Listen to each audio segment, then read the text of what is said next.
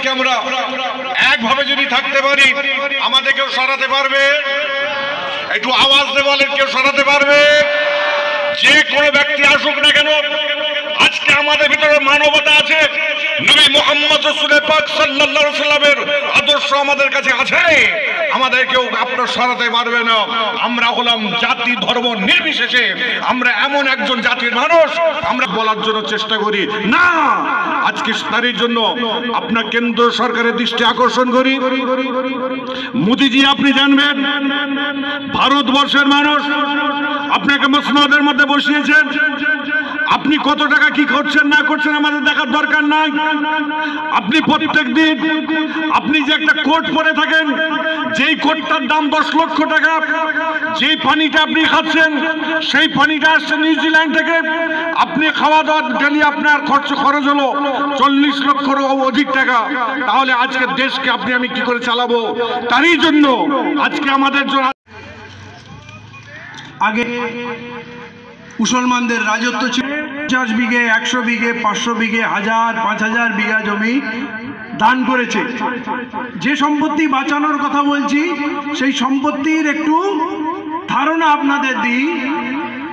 ওয়াকফ সম্পত্তি দুই ধরনের, একটা হচ্ছে ওয়াকফুল আল্লাহ আর একটা হচ্ছে ওয়াকফুল औलाद। ওয়াকফুল আল্লাহ মানে সাধারণ মুসলমানরা তার দায়িত্ব রক্ষণাবেক্ষণ করবে, তার জিম্মেদার হবে বা মোতওয়াল্লি হবে। আর ওয়াকফুল औलाद মানে ওয়াকিফ যখন লিখে দেয়, এই সম্পত্তিটা আল্লাহর ওয়াস্তে দিলাম, সমাজের কাজে আসবে, মুসলমানদের কাজে আসবে, কিন্তু এর দায়িত্বশীল বা মোতওয়াল্লি আমাদেরই বংশধর হবে। এই ওয়াকফকে বলা হয় ওয়াকফুল औलाद, তাদের বংশধারায় মোতওয়াল্লি হবে। কিন্তু মোতওয়াল্লি হবে মানে কিন্তু মালিক নয়, মোতওয়াল্লি শুধু কেয়ারটেকার। বিশেষভাবে একটা ওয়াকফ সম্পত্তিতে অনেক কিছু থাকতে পারে, ধান ক্ষেত থাকতে পারে, বিল্ডিং থাকতে পারে, স্কুল কলেজ মাদ্রাসা অনেক কিছু থাকতে পারে, কিন্তু পার্টিকুলারলি মসজিদ সবসময় ওয়াকফুল আল্লাহ হবে। মসজিদের কেউ দাবিদার হবে না। এই কারণে আমি যদি 100 কোটি টাকা দিয়েও একটা মসজিদ বানাই বা কেউ বানায়, তারপরেও কিন্তু সে বলতে পারবে না এই মসজিদটা আমার, এই মসজিদটা আল্লাহর ঘর। আর দুনিয়ার যে কোনো কোণার মুসলমান, কালো সাদা মোটা রোগা গরিব শিক্ষিত বড়লোক যেমন হোক, সে আসে নামাজ পড়বে এবং যে আগে আসবে সে আগে দাঁড়াবে। সেইখানে মসজিদ কেউ বলতে পারবে না এই মসজিদের মালিক আমি, এটা আল্লাহর ঘর, আল্লাহই এর মালিক।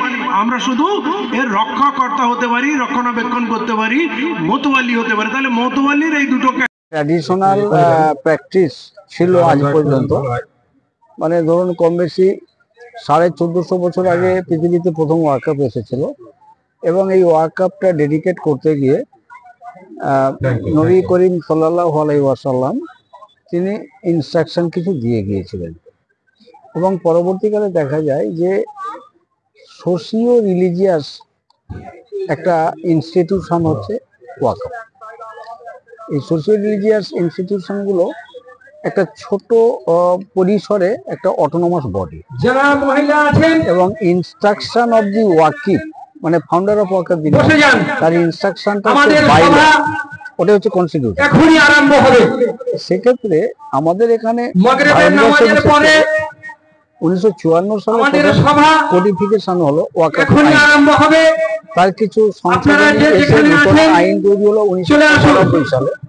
95 সালে যে আইনটা ছিল, সেই আইন মোস্টলি মানে 90% আমাদের কাছে সন্তোষজনক, কিন্তু ইমপ্লিমেন্টেশন অফ দি অ্যাক্ট করতে গিয়ে বিভিন্ন সময় দেখেছি ইনফ্রাস্ট্রাকচারের কিছু ইনসাফিসিয়েন্সি রয়েছে। ভেরি রিসেন্ট নরেন্দ্র মোদীর নেতৃত্বে যে কেন্দ্রীয় সরকার আছে, সেই কেন্দ্রীয় সরকার ধারাবাহিকভাবে তাদের সেই 2014 থেকে তারা বিভিন্নভাবে মুসলিম সম্প্রদায়ের উপরে প্রত্যক্ষ এবং পরোক্ষভাবে একটা বৈমাত্রিক সুলভ আচরণ করছে, এবং সেটা খুব সাংবিধানিক কৌশলের মাধ্যমে করছে। এই অবস্থায় এখন আমাদের একটাই বক্তব্য যে ওয়াকফকে তার নিজস্ব মেরুদণ্ডের উপরে দাঁড় করানো হোক।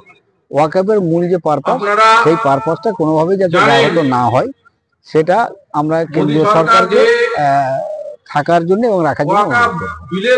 আমার নাম অ্যাডভোকেট মতিয়ার রহমান। লাগবে না। পুরো বাংলায় যত জমি আছে তার যদি জরিপ করে সরকার যদি তার ন্যায্য খাজনা ভাড়া যদি ওয়াকফ বোর্ডে দিয়ে দেয়, তাহলে আমার ইমাম সাহেবের ভাড়া 30,000 টাকা হবে, মানে মাইনে। ইমাম সাহেবের মাইনে 30,000 টাকা, মুয়াজ্জিনের মাইনে 20,000 টাকা। জানি না আমার বাপের আমার বাগান, আমি জানি না যে লোকটা দখল করে আছে আমাকে 5 কিলো আম দিয়েছে, আমি নাচতে নাচতে চলে আসলাম, 5 কিলো আম পেয়েছি, খুব মজা করে খাবো। আমি জানি না আমের বাগানটাই আমার। এই বাংলা